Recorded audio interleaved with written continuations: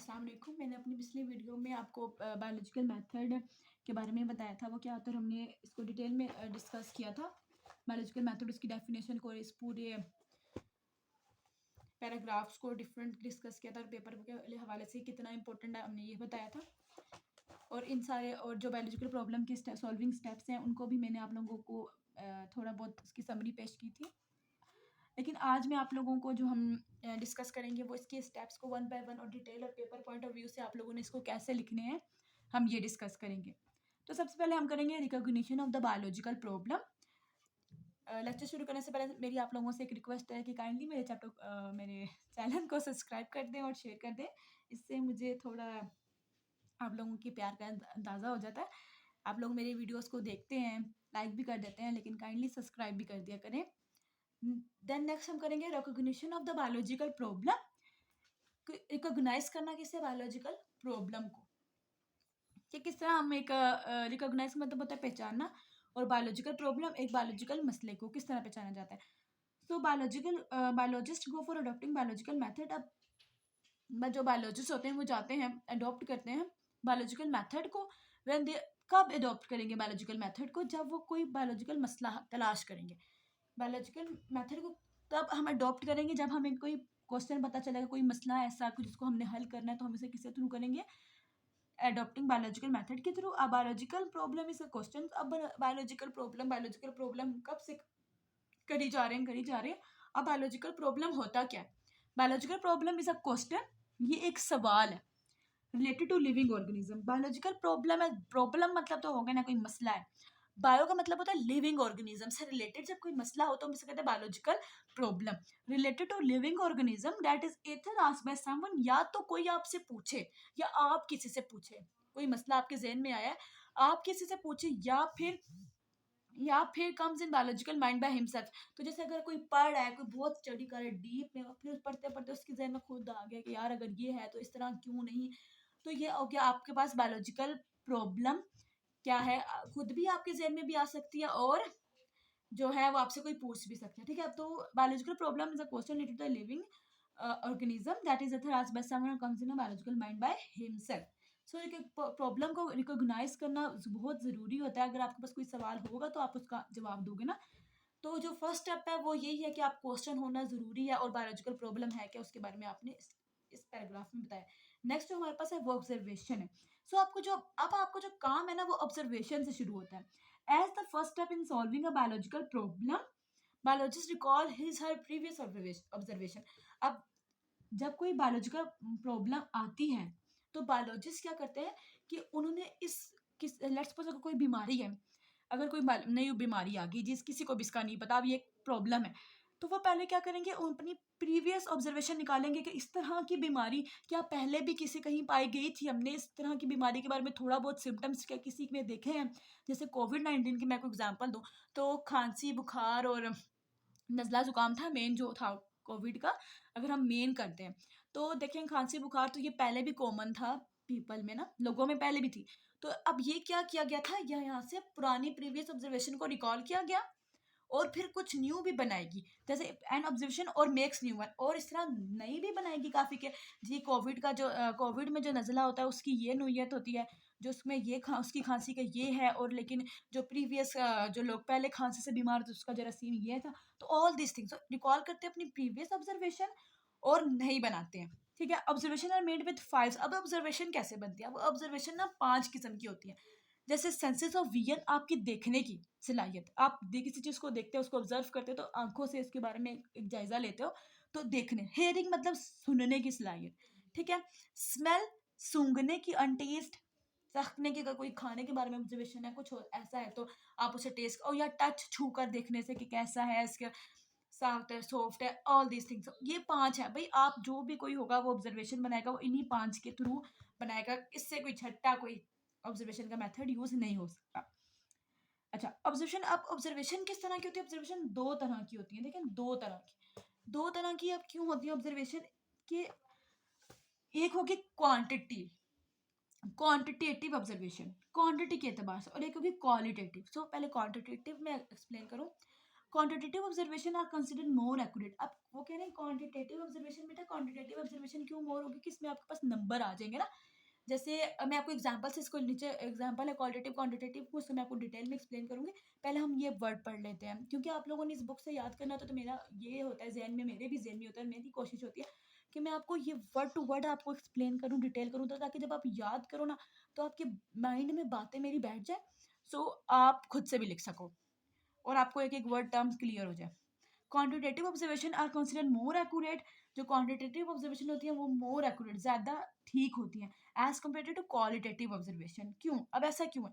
अब one because, वो कह रहे हैं इसलिए ऐसा है because the former are invariable.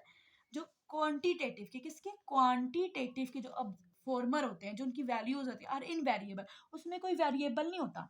Means कि वो डायरेक्ट होता है कि 2%, 3%, 4, 5, 6, उसमें नंबर्स आ जाते हैं, तो इनवेरिएबल हो जाता है एंड मेजरेबल, और वो मेजर किया जा सकता है। And then be recorded in term of number. हम उसको नंबर के, जैसे नंबर है तो नंबर की में हम उसको मेजर भी कर सकते हैं और नंबर में उसको रिकॉर्ड भी कर सकते हैं। एग्जाम्पल ऑफ, आप देखिए, अब आपको ये डिटेल में आपको क्वालिटी पेपर में ना differentiate between quantitative and qualitative 2 marks का शॉर्ट आता था, और हर दफा तो नहीं, लेकिन 2-3 साल में 2 मरतबा तो ये लाजमी आता होता है ना। तो differentiate between qualitative and quantitative observation. Qualitative क्या होता है? The freezing point of water is colder than the boiling point. अब वो क्या कह रहे हैं, जो फ्रीजिंग पॉइंट है पानी का वो ज्यादा कोल्डर होता है बॉइलिंग पॉइंट की निस्बत, ठीक है। अब ये सिर्फ क्वालिटेटिव है। अब litre of water is heavier than 1 litre of ethanol.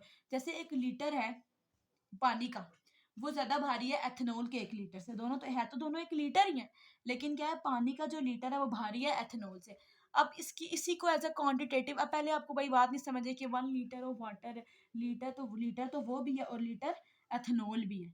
क्यों भारी है, किस तरह, फिर क्या हुआ, 1 किलो मैं कहती हूँ पानी और 1 किलो आपके पास इंक है, और मैं कहती हूँ पानी ज्यादा भारी है, तो दोनों ही लिक्विड है। अब आपको बात सही से क्लियर नहीं हुई। जैसे अब क्वांटिटेटिव ऑब्जर्वेशन में आ जाता है, तो क्वांटिटेटिव में है the freezing point of water is 0 degree centigrade. जो लेकिन जो फ्रीजिंग पॉइंट है पानी का वो क्या है, 0 डिग्री सेंटीग्रेड है। And the boiling point is 100 degree centigrade. अब जब जीरो आए तो जाहिर सी बात है, जब जीरो है ये कोल्डर ही होगा ना। बात एक्चुअली में यही वाली थी, लेकिन एक्यूरेट और ज्यादा अंडरस्टैंडेबल कौन सी बात है, क्वांटिटेटिव वाली। फिर अ लीटर ऑफ वाटर वेट, अब पानी का जो 1 लीटर का वेट है वो 1000 ग्राम है, और लीटर का कितना है, 789, तो जाहिर सी बात है 1000 है तो वो भारी ही होगा ना। So qualitative and quantitative observation paper में आप लोगों को क्या आता है, आप लोगों ने इसे बहुत अच्छे से इसका डिफरेंशिएट करना है। अपने नोट्स में इसको इंपॉर्टेंट करके IMP ऊपर लिख दीजिए कि ये इंपॉर्टेंट है। Observation also include reading and studying what other have done in the past because scientific knowledge is ever growing.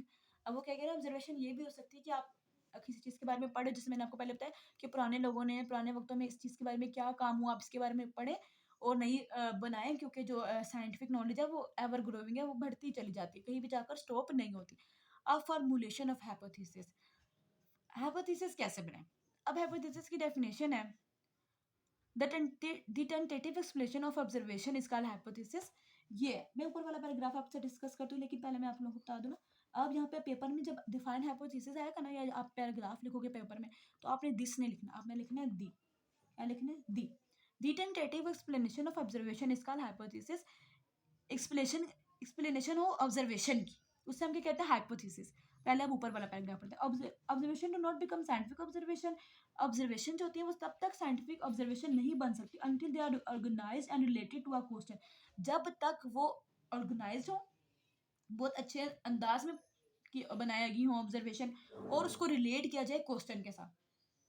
Question जो हमारा क्वेश्चन है, जो हमारी प्रॉब्लम है, अगर तो वो उससे रिलेटेड होंगी तो फिर वो साइंटिफिक ऑब्जर्वेशन होगी, ठीक है। Biologist organise his her other observation in the data from construct and statement that may prove to the answer of biological under the study. अब बायोलॉजिस्ट क्या करते हैं, वो अपना डाटा ऑब्जर्व करते हैं, उसको क्वेश्चन से रिलेट करते हैं और बनाते हैं, स्टडी करते हैं, और उसको साइंटिफिक अपनी ऑब्जर्वेशन को साइंटिफिक ऑब्जर्वेशन में बनाने की पूरी कोशिश करते हैं, क्वेश्चन के बारे में पढ़ते हैं। सो ये आप यहाँ से लेके यहाँ तक आपने कुछ भी याद वगैरह नहीं करना, समझ आ गई तो ठीक है, नहीं भी समझ आई तो इट्स ओके। याद आप लोगों ने क्या करना और समझना कहाँ से। The tentative explanation of observation is called hypothesis से, ठीक है। ये आपकी डेफिनेशन है कि ऑब्जर्वेशन का टेंटेटिव एक्सप्लेनेशन हो, उसे हम क्या कहेंगे, hypothesis. It may be defined as a proposition that might be true, कि कितनी कैसे सच्चाई, आपकी जो ऑब्जर्वेशन है वो कितनी सच्ची है। A hypothesis should have the following characteristics. एक अच्छी हाइपोथेसिस क्या बनती है, देखें, it should be a general statement. पहले तो ये बात है कि वो छोटी सी और एक आम सी, एक देखने में मामूली सी बात हो, it should B general statement. मतलब कोई इतनी गहराई, कोई फिलोसफी ना हो कि किसी के भी समझ में बाहर, समझ से बाहर हो कि आप ये क्या हाइपोथेसिस बने। हाइपोथेसिस को ना जब बनाते हैं वो बहुत जनरल और छोटी सी और सिंपल सी होनी चाहिए। It should B tentative idea, उसका एक आइडिया बहुत ही क्लियर हो। ये नहीं कि एक आपने ऐसे घुमा फिरा के कोई 2-4 पैराग्राफ की बात कर दिया और वो इतनी बड़ी है कि आइडिया ही आपका आपका आइडिया, एक आइडिया नहीं, कोई 10-12 आपके आइडियाज निकले उसमें से, तो ये इस तरह नहीं चलेगा। It should be a tentative idea, एक आइडिया हो जो कि एक्सप्लेनेबल हो। It should agree with available observation, और जो ऑब्जर्वेशन आप लोगों ने बनाई है उससे वो एग्री होनी चाहिए। It should be kept as simple as possible, और वो बहुत ही सिंपल, और जितनी सिंपल हो सके उसको उतना सिंपल रखना चाहिए। It should be testable and potentially falsifiable, एक तो वो टेस्टेबल हो और सिर्फ उसको गलत भी साबित किया जा सके, ठीक है। In other word this should be aware way to show the hypothesis is false, यानी कि कोई ऐसी बनाया जाए कि उसको आप कोई, मतलब यानी कि कोई आपने यूनिवर्सल ट्रूथ ही उठा के ऑब्जर्वेशन बना दी, हाइपोथेसिस बना दी। जैसे सूरज मशरिक से निकलता है, ये तो सबको पता है कि सूरज मशरिक से निकलता है, तो ये तो फॉल्सिफिएबल नहीं है ना। तो कोई आपने ऐसी स्टेटमेंट बनानी है कि उसको गलत साबित करने के बारे में भी साइंटिस्ट काम करें, आप उसको सही साबित करने के बारे में काम करें, और कोई आपको जो ऑपोजिट साइंटिस्ट है वो उसे गलत साबित करने में काम करे, ताकि रिसर्च ज्यादा बढ़े, ताकि अच्छे से काम हो सके, ठीक है। तो it should be a falsifiable a way to disprove the hypothesis. अब पेपर में आता है कि write any 3 points of good hypothesis, तो आप इनमें से कोई से 3 लिख सकते हैं। कभी कभी 2 पूछा जा सकता है, कभी कभी नंबर नहीं दिया जाता, ऐसे बोलता है right the points of good hypothesis, characteristics of hypothesis. तो आप लोगों ने ये याद करनी है जुबानी। जब मैं कोई चीज़ आप लोगों को बताती हूँ ना कि आप लोगों ने ये याद करनी है, तो इसका मतलब होता है आप जो मैं मार करवाती हूँ ना, आपने वो याद ज़रूर करना है, वही याद करना है। और जो चीज़ें मैं आपको रीड करती हूँ, समझाती हूँ, वो आप अपनी अंडरस्टैंडिंग के लिए ज़रूर समझा करें, ठीक है। A great deal okay, a great deal of careful creative thinking is necessary for the formulation of hypothesis. वो कह रहे हैं कि कैसे हाइपोथेसिस अच्छी बनती है कि आप बहुत ज़्यादा सोचें, समझें, केयरफुली क्रिएटिव थिंकिंग, आपकी जो थिंकिंग हो क्रिएटिव हो, न्यू आइडियाज़ हो आपके पास। Biologist use reasoning to formulate a hypothesis, और बायोलॉजिस्ट क्या यूज़ करते हैं, कोई जब भी कोई हाइपोथेसिस बनाते हैं ना, उसके लिए पीछे वजह तलाश करते हैं कि वजह क्या है, ठीक है। अब है डिडक्शन। डिडक्शन जी बहुत ही मजे की चीज़ है कि आपने कोई क्वेश्चन, आपने एक हाइपोथेसिस बना लिया, उस पे लगा दो इफ देन लॉजिक और उसको बना दो deduction. In the next step biologist draw deduction for hypothesis. अब बायोलॉजिस्ट क्या करते हैं, डिडक्शन बनाते हैं हाइपोथेसिस से, कि अगर ये है तो अगर ये क्यों नहीं, जैसे अगर ये बात है तो फिर यूं क्यों नहीं। तो उसे ये वाली जो बातें होती है ना, जो अक्सर बच्चे छोटे छोटे क्वेश्चन पूछते हैं कि मिस ये क्यों नहीं हुआ, ऐसा होना चाहिए था, तो वो सब चीज़ें क्या होती है, डिडक्शन होती हैं। चले, डिडक्शन और the logical consequence of hypothesis. अब डिडक्शन क्या है, लॉजिकल कंसिक्वेंस है हाइपोथेसिस का, ठीक है, एक पीछे लॉजिक आज लगा दिया जाता है। For this purpose a hypothesis is taken as a true, और क्या समझा जाता है कि हाइपोथेसिस को थोड़े, मतलब ये प्रूफ नहीं ना आई, तो समझा जाता है कि चलो यार हाइपोथेसिस क्या है, ट्रू है, मान लिया। And expected result deduction are done from it, और क्या कहते हैं, रिजल्ट को एक्सपेक्ट, हम सोचते हैं कि जैसे लेट्स सपोज हम कहते हैं पानी पौधों की ग्रोथ के लिए ज़रूरी है, ये एक हाइपोथेसिस है, ठीक है। अभी हमें नहीं पता कि पानी ज़रूरी है कि नहीं, ठीक है। फिर हम कहते हैं चलो मान लें पानी ज़रूरी है। फिर हम कहते हैं अगर पानी ज़रूरी है तो जिन पौधों को पानी नहीं दिया जाएगा वो ग्रो नहीं करेंगे, ऐसा होता है ना। तो हम कहते हैं, फिर हम कंक्लूजन रिजल्ट बनाते हैं, फिर थोड़े जो थोड़े हैं उसे पानी, थोड़े पौधों को पानी देते हैं और थोड़ों को नहीं देते। अगर ग्रो होगी तो इसका मतलब होगा पानी ज़रूरी है। अगर जिन पौधों को हमने पानी नहीं दिया उन्होंने भी ग्रो कर लिया, तो इसका मतलब है पानी ज़रूरी नहीं है। Generally, in biological method, if a particular hypothesis is true, then one should expect deduction as certain that this involve if then logic. इसमें क्या होता है, if then logic लगते हैं, ठीक है, डिडक्शन में। So, अब आप लोगों ने याद ही करना है ना। अब याद आप लोगों ने करना है डिडक्शन और the logical consequences of hypothesis. For this purpose, hypothesis is taken as a true and expected result deduction are done from it. यहाँ से लेके यहाँ तक। फिर आप लोगों ने क्या याद करना है, डिडक्शन आप लिखने, यहाँ पे लिखना है डिडक्शन इंक्लूड या यूज इफ देन लॉजिक, ठीक हो गया। यहाँ तक आप डिडक्शन के बारे में लिख सकते हैं। नेक्स्ट हमारा एक्सपेरिमेंटेशन है, समराइजेशन ऑफ रिजल्ट और रिपोर्टिंग ऑफ रिजल्ट। इंशाल्लाह मैं अपनी वीडियो जल्दी कोशिश करूंगी मैं आप लोगों के लिए ये भी अपलोड कर दूं। अब तक के लिए मेरे ख्याल से इतना काफ़ी है। अल्लाह हाफिज़, नेक्स्ट मिलते हैं नेक्स्ट वीडियो में। मेरे चैनल को ज़रूर सब्सक्राइब करेंगे, लाइक करें और शेयर करें।